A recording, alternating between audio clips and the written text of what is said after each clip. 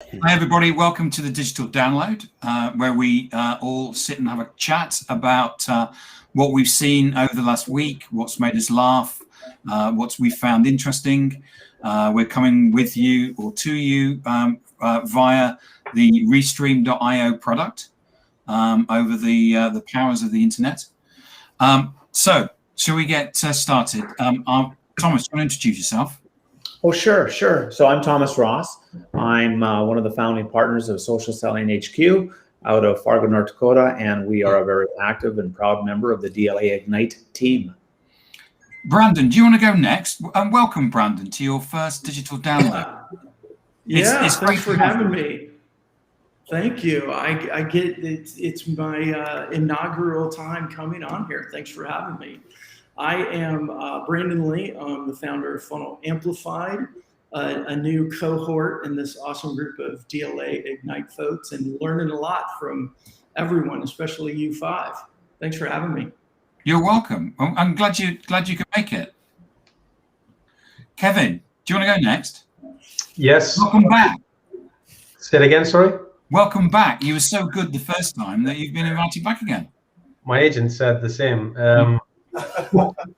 I'm Kevin Milne. I'm the founder of Sales Hire and associate of Crux with Eric Doyle, Matt Pybus, and Nick Rayburn.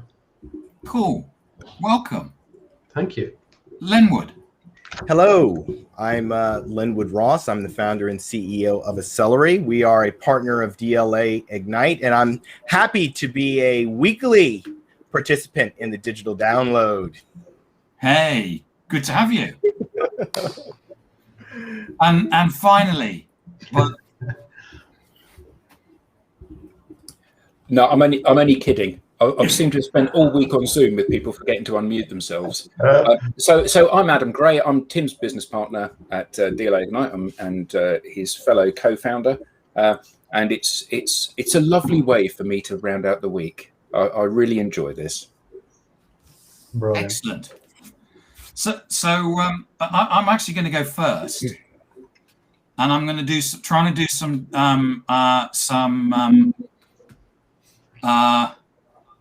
jiggery pokery with the mobile. That's a cultural thing. Jiggery pokery. What's that? It's an English thing. Yeah. And you know what they say: never work with children, animals, or computers. So you should. This is my mobile. Okay. Yeah. And what I want to do is I want to share with you some photos. The other day, a friend of my mother's basically came around to see her, parked in the drive, and then as he was backing up the drive, put his foot on the accelerator rather than the brake and drove straight into the garage. Oh. He had to be cut out of the car. Wow. And he is my mother is currently trying to clear it up. I turn it around. That's the cherry picker trying to pick out the car today. That's the car being having to cut the back off. Whoa. And that's what the garage looks like. So made of glass. Yeah. So let me now work out how to stop sharing. Scary stuff. So I thought you'd all like to see that. Absolutely. And then it was last Friday, and then my partner and I went to see Fast and Furious in the evening, and we wondered whether the guy had actually been in Fast and Furious because he just seemed to drive right into the garage. Sorry, Tim. Anyway, who wants to go first? Brandon, do you want to talk about something? Goodness, put me. Am I putting you on the spot?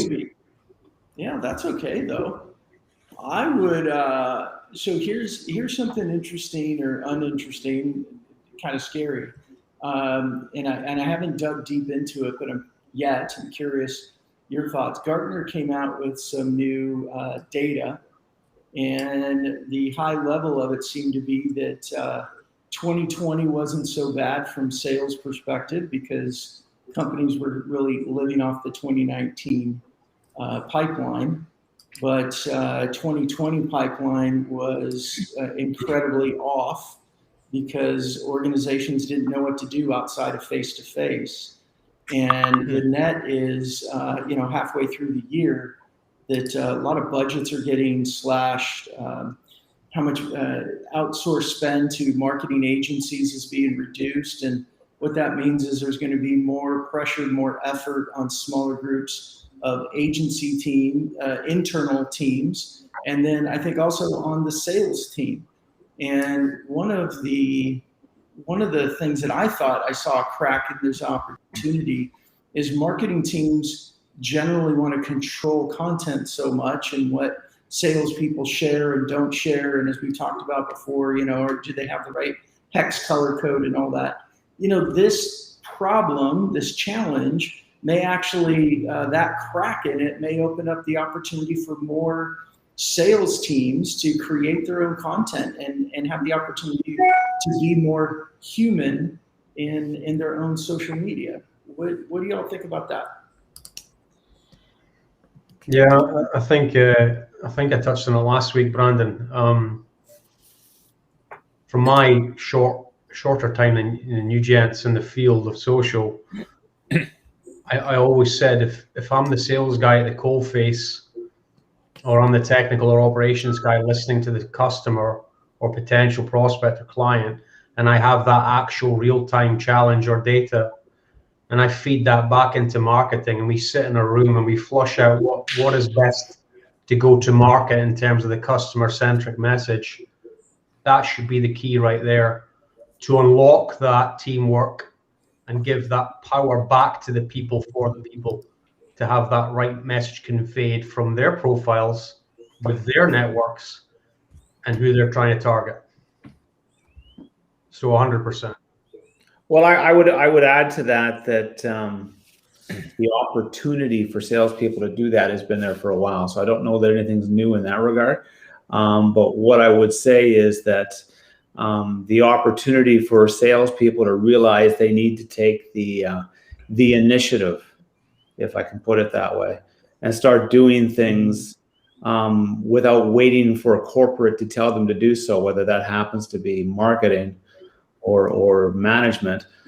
Salespeople need to start taking the initiative and start understanding that if they don't put themselves out there and they don't write their own content and they don't engage and they don't use social, just having your LinkedIn profile up there, between you, me, and everybody else listening, doesn't do a thing. You have to engage, you have to communicate, all those great things.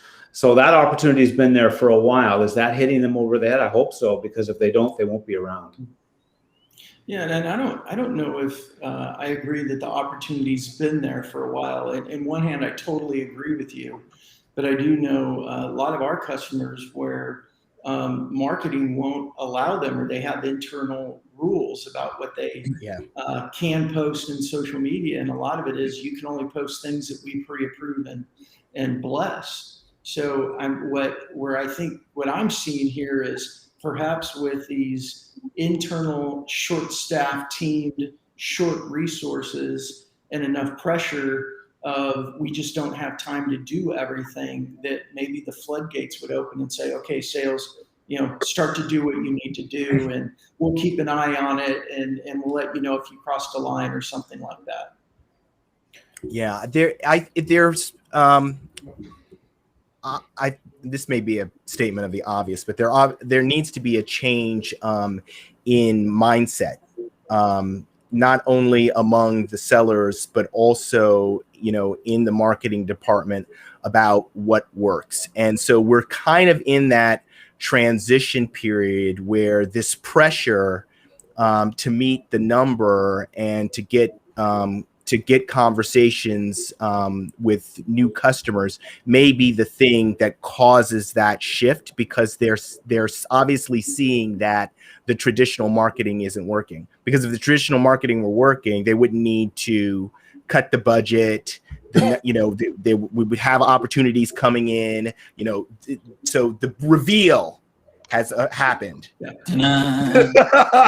The CMO can say, pay no attention to the man behind the curtain, right? So everyone knows now it doesn't work, because if it did, we would not be going. Well, they should know it. They should know it, but do they? They should. Yeah. I don't want to step too far away from this conversation, but there is a general problem in the C-suite and at the board level, depending on the size of these organizations, with an understanding about digital, right? And so digital needs to be demystified so that the CMO can be held to account, right? So, part of the problem is that the CMO has been able to, point to these clicks and this and that and the other, and, kind of figure out some kind of way to get people to, okay, we need to put more money in that, because that is what digital transformation is. And we need to be doing that. But digital transformation is much bigger than that. And it's going to require more knowledge at the C level about strategy and how you add value and customer centricity. These are all parts of the digital transformation conversation. I think you're right. I think that the CMO needs to be held to account. But unfortunately, or fortunately, marketing is very powerful in the corporate world. It's a very major function of organizations.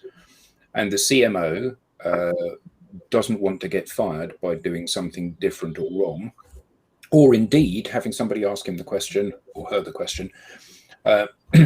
LinkedIn's been around for 15 years. Twitter's been around for 10 years. How come you're just doing this now? Because actually there's been some lag. And I think that you're right, Thomas. There has been the opportunity to do this for a long time. But I also think you're right, Brandon, that there hasn't, because marketing have said, it needs to be something which is pre-approved. But I think that the reality is that sales and people in that kind of role have used that as a very convenient excuse not to put themselves out there and actually do something. So here are our social media guidelines. I don't want to risk getting into trouble. Therefore, I won't write a post about what I think. I'll just simply reshare corporate stuff. Now, what we see again and again is when people share personalized content, and that doesn't have to be you and your family on the beach. It can be you and your family on the beach, but it doesn't have to be. When it's your view of this challenge facing people and your advice about the pitfalls that somebody doing this stuff is going to fall into, I do think that we see every single person get more traction with that than they get through resharing corporate content, even if they top and tail the corporate content. Can I just add? Please. Can I just turn that up a bit? It's not our view. We have data on it. We do. Yeah. Yeah. And the data doesn't lie. The data is so unanimous. So we have never. So this doesn't mean that if you, Mr. or Mrs. Smith, in the world of LinkedIn, share a piece of personal content, you will necessarily get more likes than Len would get if he shares a piece of personal content. But what we can say for certain is that if you as an individual share a piece of business content and share a piece of personal content, the piece of personal content will outperform the business content. We have never seen an instance where that isn't true, other than the odd anomaly here and there. If you take 20 business posts and 20 personal posts, the 20 personal posts always outperform the business posts. And I think that there is this laziness and malaise in people's behavior where they hope that if they share a corporate brochure or a piece of content, the phone will ring and somebody will say, I want to buy your product. And that's not how complex things get sold. They get sold from having conversations. So us on social networks, the primary objective is to stimulate and have conversations. Now, you need as a salesperson to convert the conversation into a commercial conversation, into pipeline and proposals and revenue. but it all begins with having a chat with somebody. In the same way that you would have had a chat with somebody in a bar or at an event or over dinner or on the golf club, on the golf course, now you have that on social. And the thing that stimulates the most conversations is something about you and what you believe rather than what you do. Because frankly, people don't care if you work for an ERP company or a CRM company or any other acronym company. They simply don't care. Yeah. There is this issue, which William Shorten, Tim posted it up, about the cultural issue with people feeling this need for permission, right? And I think it comes from this idea of the digital record, that whatever you say, like if I analogize this to being at a convention, right? Marketing wouldn't say, well, we need to be with you at that convention when you're having conversations with people to monitor what it is that you're saying, right? That doesn't make any sense to them. But because it's on these social media platforms and there is a record of what was said, there seems to be a little bit more of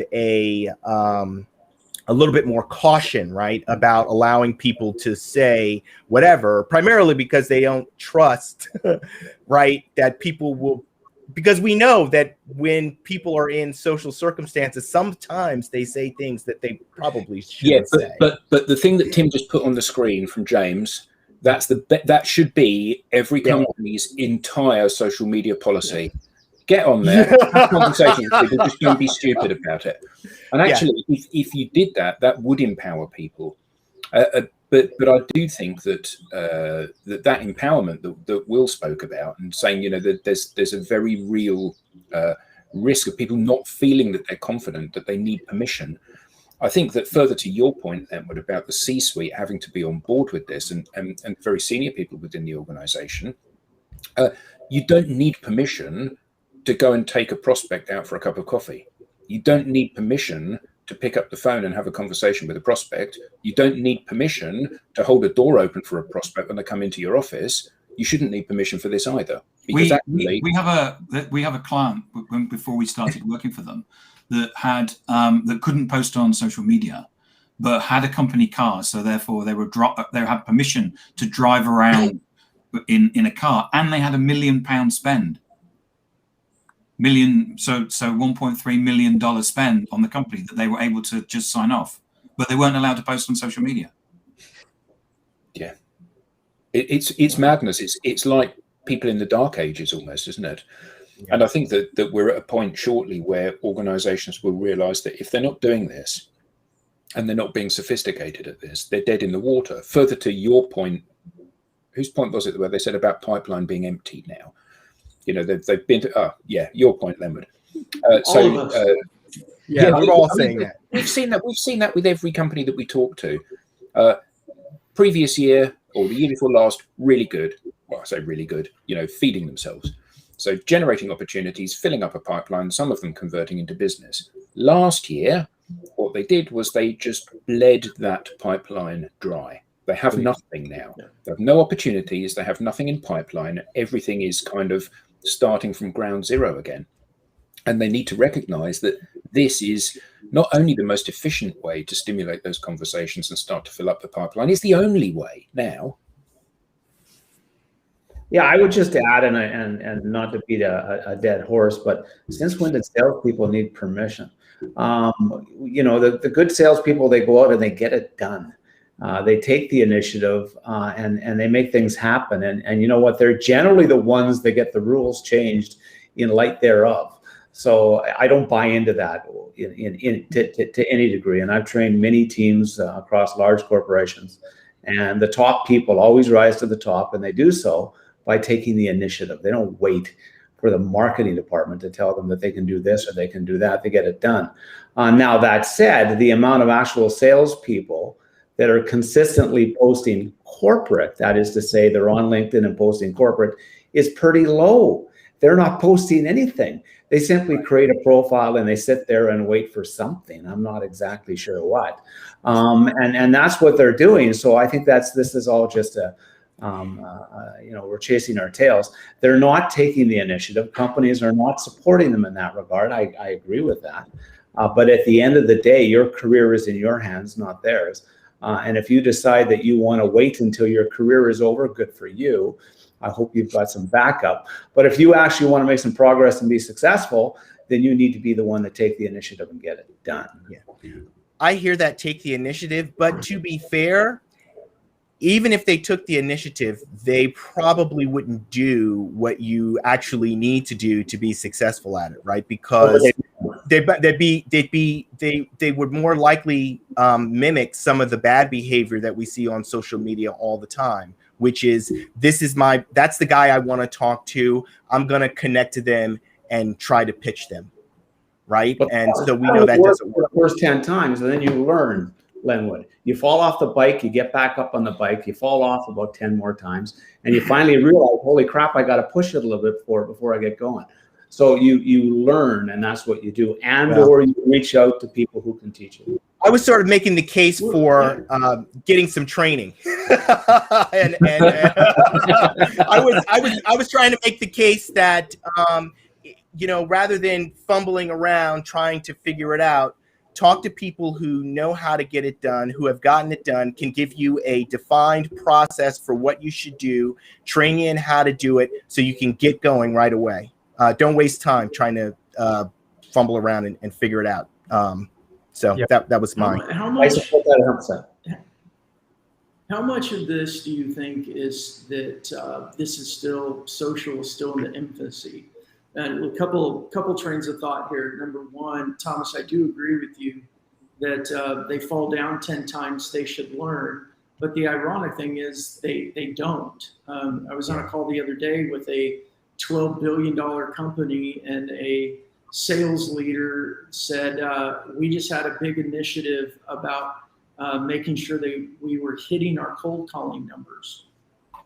And he said it's one of the worst things that we're doing, because what's happening is we're pushing everybody to make more phone calls. It's not working. They're getting frustrated and depressed, and they're quitting and leaving and going somewhere else. We got this just constant problem of cycle, because the top-down message is numbers are down. We need to do more activity, and they're doing more of the same activity that got them there in the first place. So you think they fall down 10 times, they learn, but they're not. And what I've been trying to figure out is how do we help them see this? I mean, you got to let them get on life support before they realize it's time to stop putting donuts in my mouth, or like what's that? Yeah, I don't know. It's a frustration, right? It's like, oh my gosh, you're pushing cold calls and all those challenges that come with it, including high turnover, such negative effects, but yet it's what they know. So are we just so early in infancy? Is it the fact that this whole thing started being called social media marketing, social media selling, that equates with Facebook and posting food, that everybody's just so scared of it? Like, what's that big obstacle there? It's Sorry, Linwood. Go ahead. No, I mean, speaking personally from my background in sales, 15 years only, where I come from in Aberdeen, Scotland, there is no one doing anything like I've seen over the past 4, 5, 6 months with the guys here and the guys I work with. There's no one doing it. There's no one who knows how to do it. There's no one being asked to do it or knows where to look to do it. So I was blinkered. I was that guy. Keep calling, keep marketing, keep emailing until I seen what I seen. So yes, there is a mask up, and there's a corporate head, and there's overheads to pay for, and there's numbers on calls, 100%. Until they see something that will take the stress and the grey hairs away and not burn them out, until they see something that is more efficient as a human and personal and leans into that from social, they will never know. So yes, they have to be guided, they have to be held, because there's opportunity there for the young coming through to step on to a better platform. that will keep those relationships You'd much like to think forward. You know, you'd like to think, wouldn't you? But we are standing there on the pavement trying to stop people stepping in a hole. Yep. And it's a lot easier to sell someone a ladder when they've already fallen into the hole. And the reality is that often organizations and individuals, they have to learn the hard way. Nobody ever said that being social and being active on these platforms was easy. No. And the thing that motivates people to change anything, their diet, their general behavior, relationship, anything at all, is when you get to rock bottom and you say, okay, this stops now, I'm going to do something different tomorrow. Mm-hmm. That's what motivates people to actually make the change. While you're still bumbling along, while you're still getting your base salary and closing the odd bit of business and being able to expand, hi Eric, expand into some of the clients that you've already got, whilst you're still doing that, actually the pain isn't high enough maybe. And maybe that's the challenge. Yeah. Well, I would also say that we're on the digital download with a couple of innovators. And so, we are at, I'm talking about you, Tim and Adam, right? So we are, I think, in terms of market development, at the point where the pain is getting pretty high and companies are starting to look for that solution. And it just so happens that we have one for them. I was on a call yesterday with somebody, and when I explained it to him, he literally he shook his head, because it's just, he had to kind of clear out what he's been told and understands from a traditional marketing perspective, and how you do social media, or what you should be doing on social media, to take in what I was saying about what should be going on social media. So there's a bit of that. But what will happen is we're going to get these companies that are doing it. And obviously we have clients, and those clients are starting to do this, and they're going to start to get successful, and people will start to see that, and it'll just be a snowball effect where the market will just begin to change. I was on a call earlier this week with... Go on, Brandon. Yeah, well, I was on a call earlier this week with Tim, and Tim was saying, and I thought this was brilliant. He said basically very graciously, if you're not getting this today, that's understandable. It's okay. But if you're not getting it in a year from now, a really big problem. So I think there is some room in innovative, because we're at the end of this. And there is opportunity for grace and being able to share, like, hey, it's understandable. COVID accelerated this. You're in a bind, but companies should be clamoring for this right now. And what I see is too many decisions going back to more butts and seats making more cold calls, and more butts and seats making more cold LinkedIn asking for a 30-minute demo. Actually, what I see is even a little scarier for some. When we've talked about this a bit, I've seen major corporations now rethinking the entire sales department completely, right? And what I mean by that is they're actually thinking, we don't want to spend any more on this. We don't want to put any more time on this. We're actually thinking of changing and letting many of them go and focusing in other areas. So that's what I see. So when I talk about salespeople who need to take the initiative, that's something they need to think about, depending upon what industries they're in and how large those sales forces are. But we are talking some big companies that are making these changes right now. So that's the truth. Mm. So we've debated that for about 30 minutes. That was fantastic. Thank you so much for that. And I just wanted to let that go on because I thought it was a really good debate. But Kevin, I wanted you to bring you in because I want you to talk about what you brought with, because you did some research, haven't you, this week, and you've got some interesting articles as well. Yeah, I released a poll last week or a week, about 10 days ago. A LinkedIn poll, wasn't it? A LinkedIn poll around has the COVID and the pandemic changed the way in which you deliver and conduct your day-to-day role from before, and why?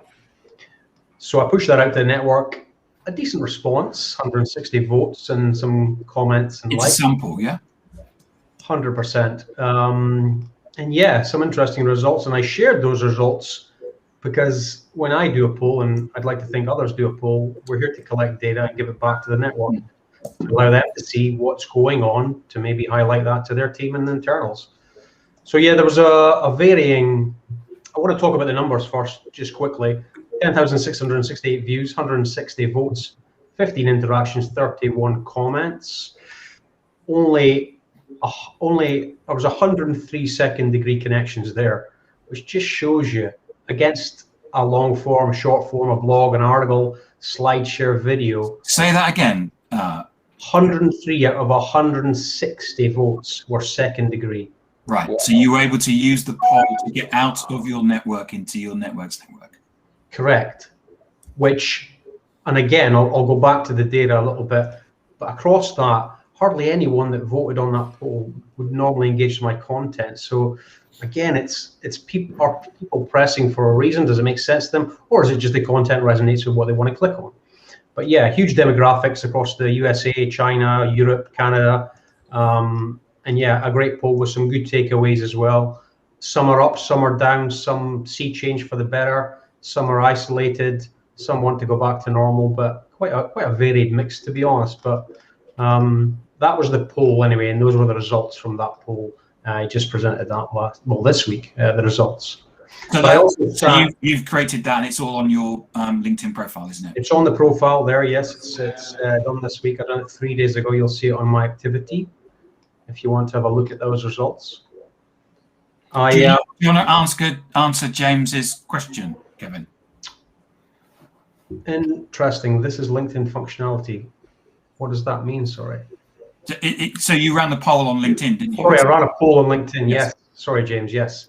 I ran a poll on LinkedIn, which you can do. You ask a question, you give 3 or 4 options to select. People can choose to either pick an answer or comment below if you ask that question, to comment below on something different that's not on your list. Again, the demographic can be huge. The reach can be bigger than say a short form or a blog or an article or whatever. That wasn't my push for it. I generally am interested in this remote office-based, where do we go from here scenario. So I wanted the data to give back to the network and see what everyone else's thoughts were on it. So some good results. You can see that on the profile. Also, James, if you go to Kevin Milne's LinkedIn profile, you'll see an excellent mixture of content that he uses. So he's got SlideShare, he's got questionnaires, he's got blogs, and you'll see that he's mixing the content up and using that as his ability to ultimately to prospect. He's worth checking out. And just staying on that topic, I attended a forum yesterday, a Firestarter Business Horsepower Forum down south. It's a forum every month, and they're quite good to go on. Again, leadership, young people, early careers, Gen Z going on, talking about discussions. And this one was about the future of work. And I must admit, for a lot of the youngsters, I remember what I was doing when I was 20 or so, and it wasn't social media, for one, because it was hardly there. 2, these people, the youngsters, they've definitely got a grasp on what works for them right now and how they've adapted to a situation unknown. And some takeaways from the topic around going back to work or remote, or how has it felt from the leaders, was just a few I'll give you here. Technology has given us new opportunities. It's a good opportunity for the new generation coming through and retaining talent. Employers need to be mindful about developing young people. The communication is key for the individuals and the businesses. The earliest career panel was anyone from a range 26 back to 20. Working from home is flexible and efficient. I can get out of bed and jump right on the computer and I'm working with no commute. I miss those personal face-to-face meetings sometimes. Mindset motivation has changed, rebuilding that routine, and sometimes being together as a team encourages ideas. The last panel was young people. This is 20 years old, university still, maybe coming and looking at options and looking at LinkedIn. It's challenging to find a job, can't learn from others from the home. Some said they can still be creative at home and learn online courses. How do you want to be able to progress your career? You can't do that from home, and you have to adapt quickly. And how do we readapt if we then go back to the office? So some sort of various concerns, highlights, issues, but all in all, I think the youth have coped pretty well in terms of their offices. And this was across SaaS, across some other sales roles and some recruitment roles as well. And they seem to be getting on fine. Apart from the isolation and the social gatherings sometimes that people like, they've adapted pretty well to the working from home. So Thomas and Brandon, you're both in an office. Yes. Discuss. Go ahead, Brandon. As you see, I'm not. Yeah. Should have taken that cue. Go ahead, Brandon. Good. Oh, we're not hearing you. You're on mute or something. So bad, so bad. It cut out on me and I couldn't hear you, Tim. Can you repeat the question? Yes, I'm just opening the debate in terms of what do people think about going back to the office. What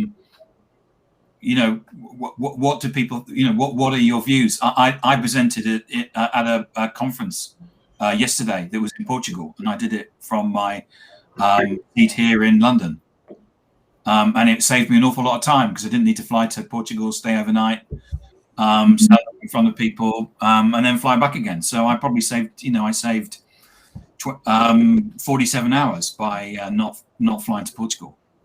And Brandon, he noted that you and I are both working out of our office. And you're both working. I just noticed that you're in offices. Yeah, so I'm in the state of Georgia, and in the South, and we were more laxed in our lockdown than most other states, but there still is. I couldn't even figure out the percentage. We do have a few team members that just aren't comfortable coming into the office. And to be honest, I never know if are you really truly not comfortable because of COVID, or you've just gotten used to this routine of being home and working from home all the time. Mm-hmm. But I don't see nearly as many, way more people not wearing masks. Maybe 10, 15% of people I encounter anywhere right now not wearing masks. But I miss the office. I miss the energy of it. I miss the interaction of it. I do like working from home a lot better now than I did pre-COVID. But I'm also an extrovert. I need that energy-giving interactions with people.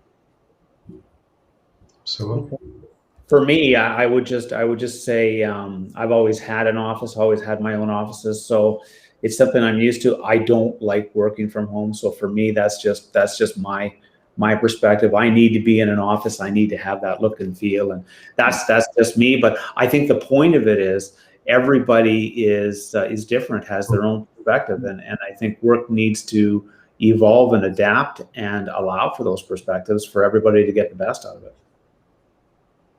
So Lenwood, you work from home.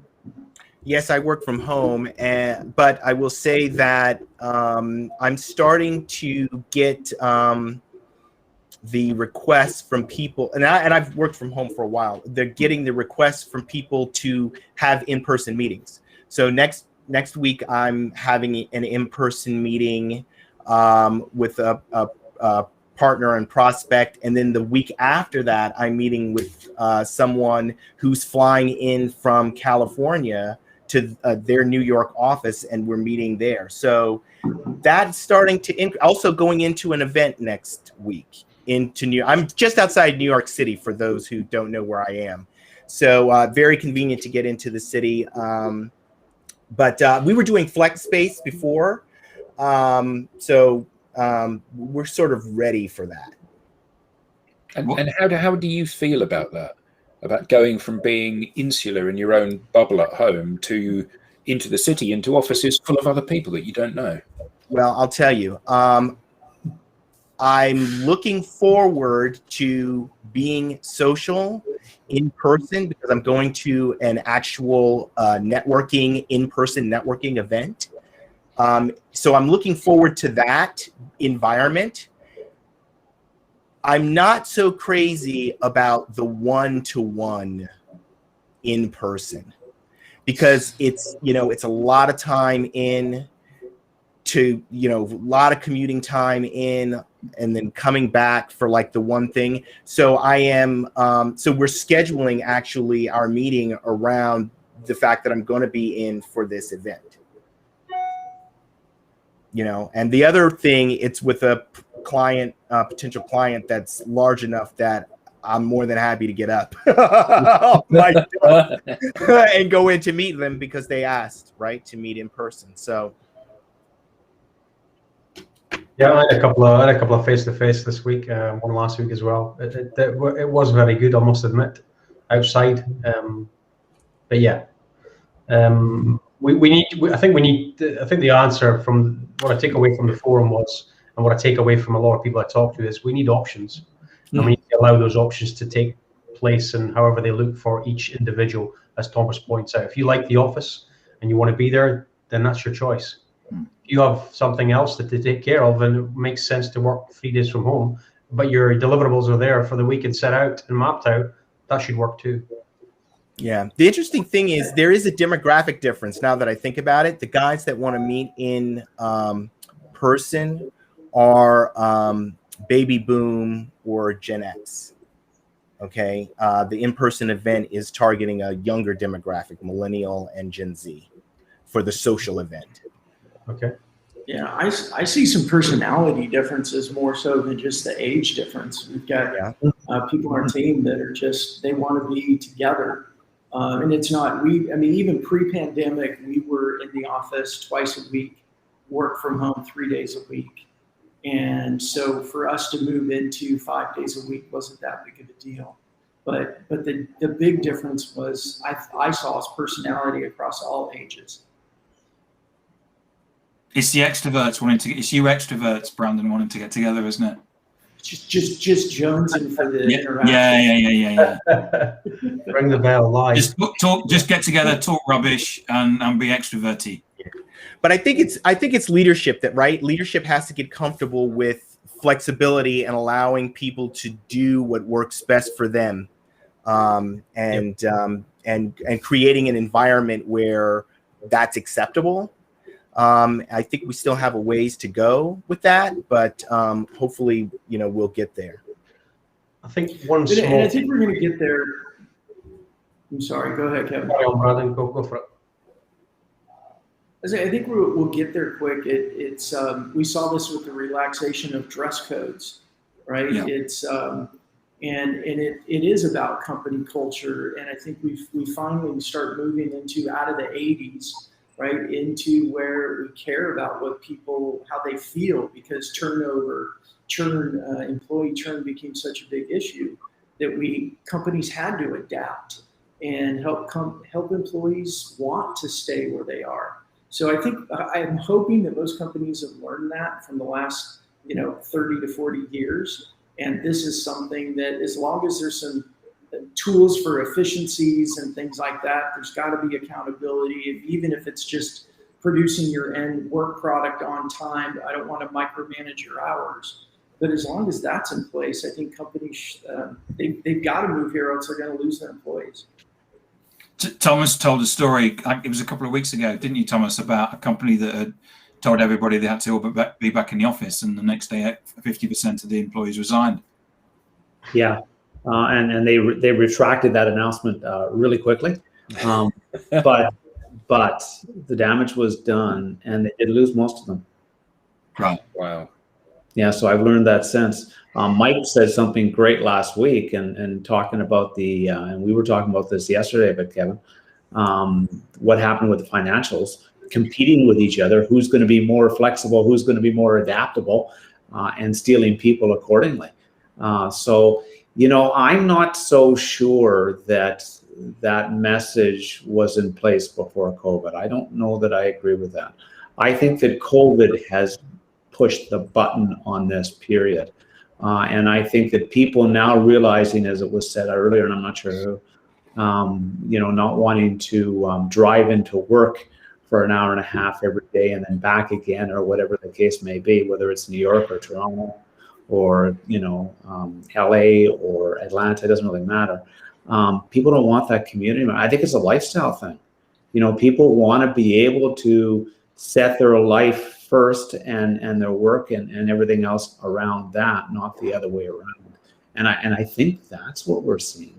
And because of the fact that the many of the skills that are so needed, there's a report out talking about how many job openings there are and how few applicants they're getting, right? And why are they not getting those applicants? I mean, there's all sorts of reasons we can talk about, but people have the power now to make decisions. They didn't have the power to do so before COVID, that's for darn sure. And now they are. So they're walking with their feet, and their feet seem to want to stay home in many of the cases, whether that's flexible hours or not. So it's going to be interesting. So it's traditional for the last 15 minutes for you, Thomas. Oh, okay. Do you want the last 15 minutes to talk about? Well, I don't know if that's what it is, 15 minutes, but I'm glad to talk more about that, especially as it relates to what we're all interested in. And that is, at the end of the day, the social behavior of our clients and organizations and the industry, and how they can benefit by all of this.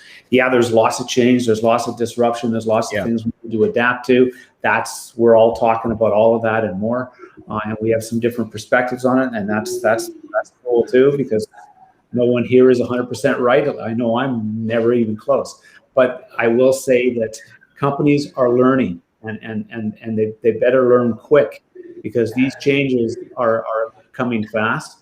And in fact, many people are walking with their feet, whether they be customers or whether they be staff and teams. It really is changing, and companies need to get with that. We talk about it all the time.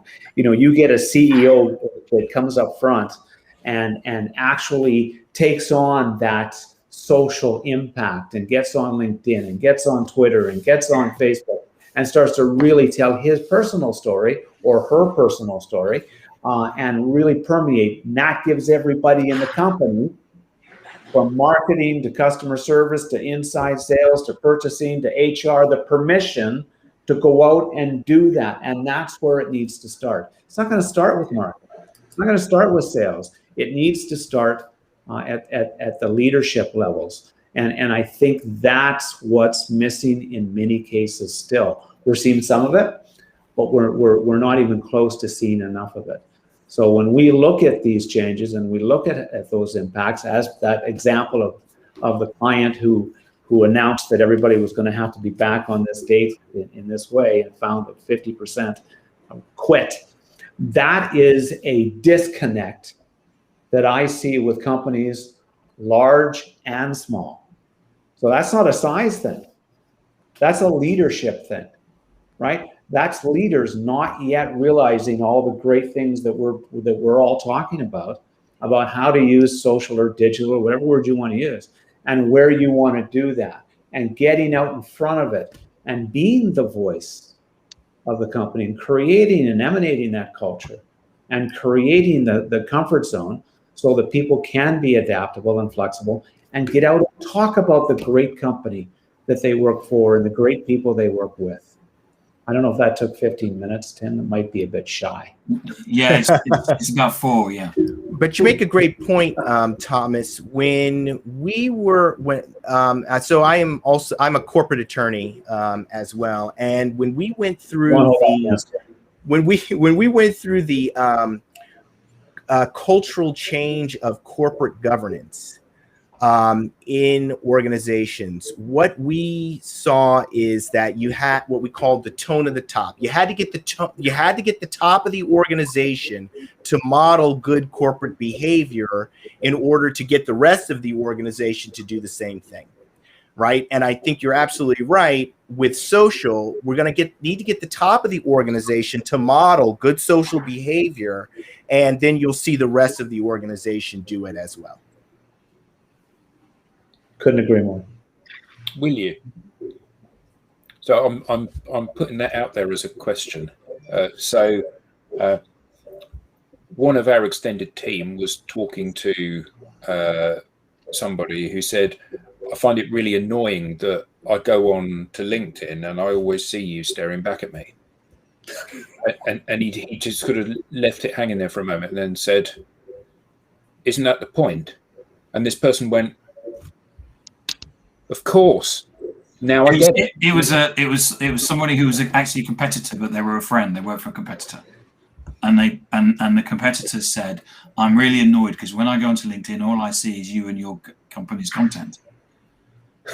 And the person said, "Well, what happens if you all your competitors went on and all they could see and all your customers could see was your content? What would you think?" And he went, "Oh yeah."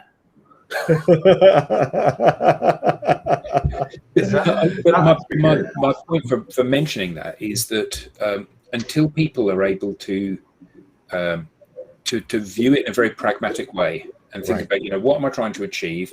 I'm trying to achieve not only the maximum visibility, because you can buy impressions, not only the maximum visibility, but the maximum amount of absorption of that content and consumption of that content and engagement with that content. Until they acknowledge that that's the objective and what you want is the shortest journey between where you are and that. And that's what these platforms provide, because that's, people are on these platforms. So I can either go onto LinkedIn and meet you where you already are, or Twitter or Facebook or Instagram or whatever it may be, or I can try and get you from your inbox onto my website to pound you with this content. And not surprisingly, you don't go because you're too busy doing other stuff. So I have to go and meet you. And until people acknowledge that this is the way to achieve that, I don't see large-scale change. So I've spent quite a lot of time this week starting to do some competitor analysis for a new client of ours. And the people that I'm analysing are their competitors, who are large software companies. And, well, I spent all morning today looking at the individual social profiles of one of these companies that employs in excess of 100,000 people, flicking through their profiles, trying to find somebody that I could say, here's one of your competitors who's doing a good job. All morning, I couldn't find one. Because actually, there's so little acknowledgement of what needs to be done, and then people actioning that and doing it. And you guys know better than anybody that the stuff that we teach is not rocket science, but people don't do it. And therein lies the challenge. Yeah. That was so good, Adam. Yeah. That was so good. I mean, it's for our customers or for companies out there that can see that as opportunity. Mm-hmm. Right? Not, okay, no one's doing this, but that means the opportunity is there. And I love the term social dominance, because it's such a right word, and it's the opportunity is there for organizations of any size to do it well and to dominate it to a point where your competitors go, I'm so sick of seeing your stuff in front of me every time I log into my computer. That's beautiful. And that's the kind of moment that I had a call with our good friend Eric about, well, what if people copy what I'm writing or sharing or posting? It's like, it's not about them. It's about you dominating your sector. You're already there.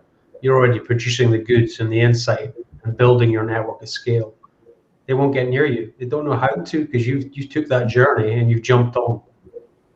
Goodbye, competition. Yeah. It's Adam often talks about the cartoon that says there's the guitarist, and the guitarist is saying, how can I miss out of all of the practice and just be able to stand up on stage and sound awesome?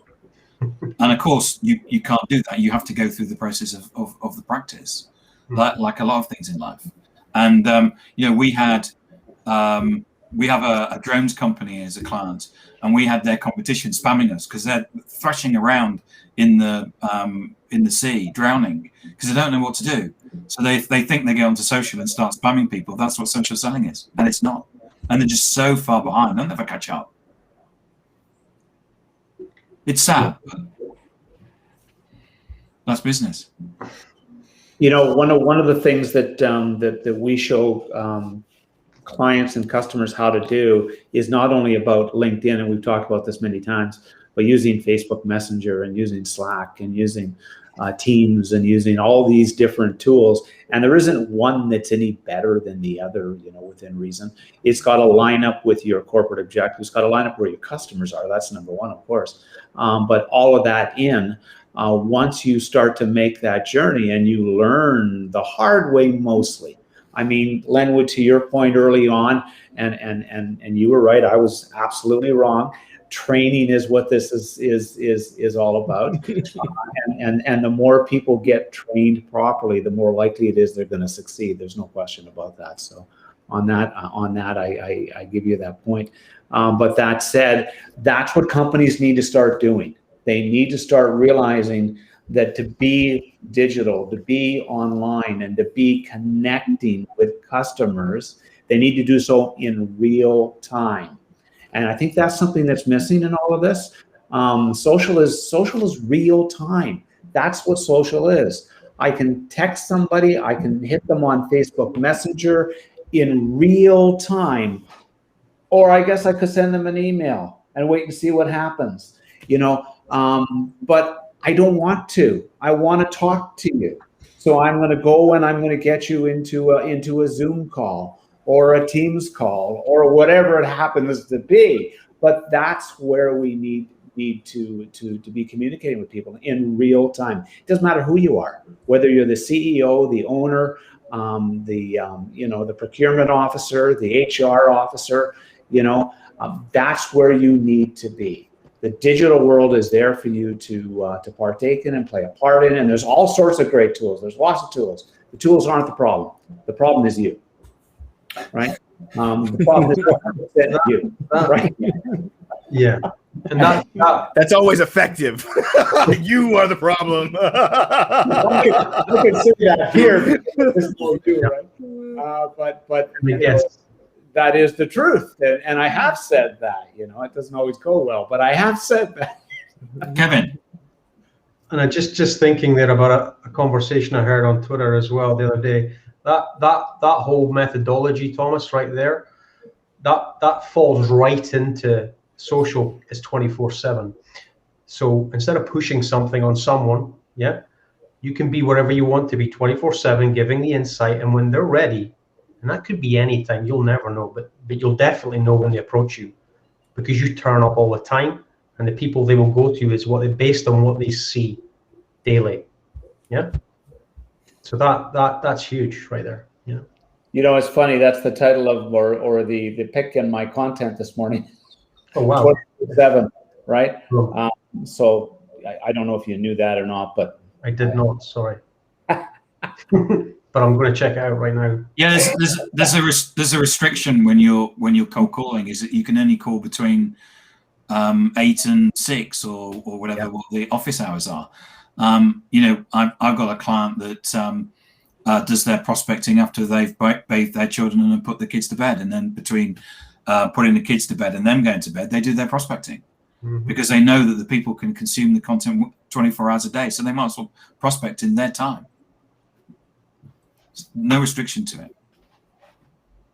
Totally agree. No pain either. So, Lenwood, you got 2 minutes. 1 minute. Well, I won't be here next week, but often Lenwood. So Lenwood is Hershey World. Can you? I mean, Hershey Park. I'll be going to Hershey Park. Yeah, which is actually it's a great story. I'll tell you very quickly of Milton Hershey was a man before his time. Actually, he created a whole town for the workers in his factory, and included as part of that town was this park, Hershey Amusement Park. And so I'll be taking my girls there. My wife's coming too. Won't just be my daughters. The whole family. We're going on our annual trip to Hershey Park. Some great fun. My 4-year-old's been asking about it since Christmas. Nice. Nice. So yeah, so it'll be great. She went on her first roller coaster. That's the beauty of Hershey Park. They've got roller coasters for all ages. She went on I mentioned she's 4. She went on her first roller coaster last year, and this year she it will be able to go on her second roller coaster. I think maybe 2 or 3 based on her height. She says to me, Daddy, I'm a little scared about all of the rides. And I said, well, you don't have to worry because you can't go on all of the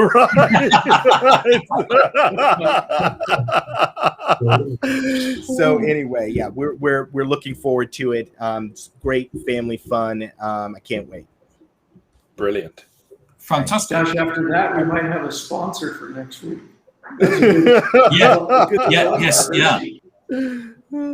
Yeah. So thanks everybody for tuning in, and thanks for Restream.io for the platform. Thanks Thomas, Brandon, Adam, Lenwood, Kevin, Eric, William, Gary, James, Eric with a K, Antonia, who's gone, and Matt. Thank you all for tuning in. And you, Tim, for hosting. Well, Yes. Yeah. I just sit here and drum my shoulders. Delegate. Have a Thanks, great everybody. one. Thanks so much. Take care, everyone. Bye.